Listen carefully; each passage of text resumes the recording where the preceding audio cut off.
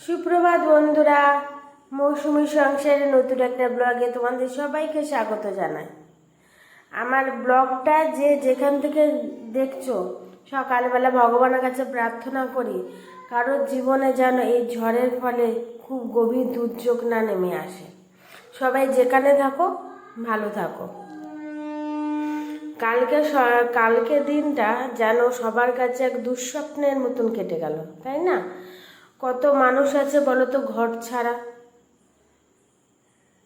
সংসার ছাড়া, ছিন্ন বিচ্ছিন্ন হয়ে পড়েছে জলের প্রভাবে। আমরা তো তাও ঘরের মধ্যে আছি, ভালো আছি। কত লোক গৃহহীন হয়ে পড়েছে, ভগবান তাদের যেন আবার গৃহের ব্যবস্থা করে দেয়। সকালবেলা উঠে পুজোটা দিয়ে নিলাম। আজকে কাজের চাপ খুব। সোনাও ঘুম থেকে উঠে পড়েছে সকাল সকাল, ওটা মশারি দড়ি খুলবে বলে। এখন না একটু কারেন্ট থাকছে না, জানো আমাদের এখানে কারেন্ট থাকছে না বলে খুব মশার উপদ্রব হয়েছে। মশারিটা না টানিয়ে শুলে পরে সারা রাত্রি মশার কামড় খেতে হয়, মারতে হয়, আর ঘুম হয় না। তাই সোনায় তাড়াতাড়ি খাইয়ে ফ্রেশ করে চলে এসেছি রান্নার এখানে। সূর্যের আলোটা আজকে, রোদ্দুরটা এমন উঠেছে না, খুব চোখে লাগছে। বৃষ্টির পরে রোদ্দুরটা খুব চোখেই লাগে। একদম চারিদিকটা যেন একদম ধুয়ে মুছে পরিষ্কার করে দিয়ে গেছে। মানুষের মনেও যদি দেখো জল দিয়ে ধুয়ে যদি পরিষ্কার করা যেত তাহলে বড্ড ভালো হতো। যাকে যাক, আজকে কাচাকুচি আছে প্রচুর, কাচতে হবে। কারণ এই 2-3 দিনে বর্ষাতে না জামা কাপড়গুলো শুকিয়েছে, কিন্তু একটা ভিজে ভিজে কেমন একটা ভাব আছে। তাই আজকে সব কেচে দেব। কেচে দিয়ে যখন রোদ্দুর উঠে দিয়ে ছাদে গিয়ে মেলে দেব, শুকিয়ে যাবে সব। 1-2 ঘন্টা থাকলেই সব শুকিয়ে যাবে, খুব রোদ্দুর উঠেছে। আর তারপরে গরমটাও বেড়েছে, এত রোদ্দুরের গরম, তারপর রান্নাঘরের গরম টেকা যাচ্ছে না। যত মেঘলা মেঘলা ওয়েদার থাকে, কিন্তু এদিকে মেঘলা, জানো তো, কেমন একটা গুমোট একটা, মানে রোদ্দুর উঠলেও যেন একটা বৃষ্টি বৃষ্টি একটা ভাব, যেন একটু থমথমে পরিবেশ একদম। মানে ঝড় হয়ে গেল তো এত বড় একটা, তার মনে হয় পরে এরকমই শান্ত হয়ে যায় প্রকৃতিটা, খুব শান্ত প্রকৃতিটা, কিন্তু উজ্জ্বলময়, খুব উজ্জ্বল। যে তাড়াতাড়ি দেখো বাইরেতে কত রোদ্দুর আসছে।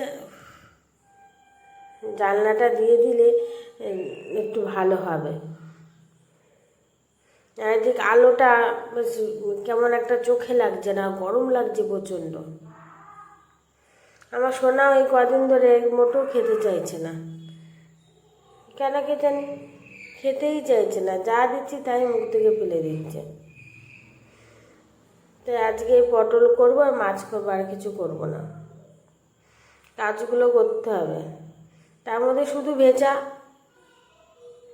একজনের 3-4-5টা করে জিনিস জমে গেছে, সবই ধোয়ার পরে একটা ভেজা ভেজা ভাব থাকলে কেমন একটা লাগে, যেন এটা কেমন একটা যেন একটা স্যাঁতস্যাঁতে গন্ধ আসে। ওই জন্য আবার না কেচে দিলে সেগুলো আর পরা যাবে না। রোদ্রে শুকানো আর পাখার হাওয়া বা এমনি হাতে শুকানোর মধ্যে পার্থক্য আছে না। মাছটা হয়ে গেলে আমার রান্না হয়ে যায় আজকের মতন। আবার তো রাত্রির জন্য ব্যবস্থা আছে।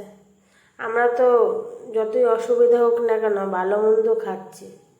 আর ওরা দেখো, সুন্দরবন এলাকার লোকের জন্য বা যেখানে এরকম জলে বিপন্ন মানুষ আছে, তারপর শুকনো খাবার ছাড়া তারা কিছু খেতে পারছে না হয়তো। তা যে যেখান থেকে পারবে ওদের সাহায্য করবে। দেখো ঘেমে পুরো স্নান করে গেছি আমি রান্নাঘরে। আমার সোনা যেই দেখে ঝড় বৃষ্টি হয়, জানলার উপরে উঠে বৃষ্টি দেখে হাত বাড়িয়ে বাড়িয়ে, যখন হালকা হালকা একটু থাকে, কিন্তু ঝড়ের সময় খোলা যায় না, যেই দেখে জোরে হাওয়া দিয়ে চেষ্টা জানলা দিয়ে লাফ দিয়ে পড়ে যায়। আমি প্রথমে ব্যাপারটা বুঝতে পারি, কিছু করে লক্ষ্য করার পর তারপর দেখা যেই জোরে হাওয়া দেয় ও নেমে পড়ে। আমাদের এখানে সেরকম প্রভাব পড়েনি, একটু যেমন কালবৈশাখী ঝড় টড় হলে যেরকম হয় না ওরকমই হয়েছে। তবে আমার বাগানের কিছু গাছ ক্ষতিগ্রস্ত হয়েছে। কি হয়েছে, আমার কতগুলো বেগুন গাছ, দুটো বেগুন গাছ খুব বড় হয়ে গেছিলো, তো সেই দুটো বেগুন গাছ কেমন যেন হেলে পড়েছে। তা ওই দুটোকে আবার সোজা করতে হবে। যাক, রান্না হয়ে গেল, এবার কাচাকুচি করে সোনাকে খাইয়ে দিয়ে স্নান করিয়ে খাওয়াবো। তা প্লিজ আমার ব্লগটি শেয়ার করলাম, যদি ভালো লেগে থাকে সাবস্ক্রাইব করে দিও তোমরা। টাটা বন্ধুরা।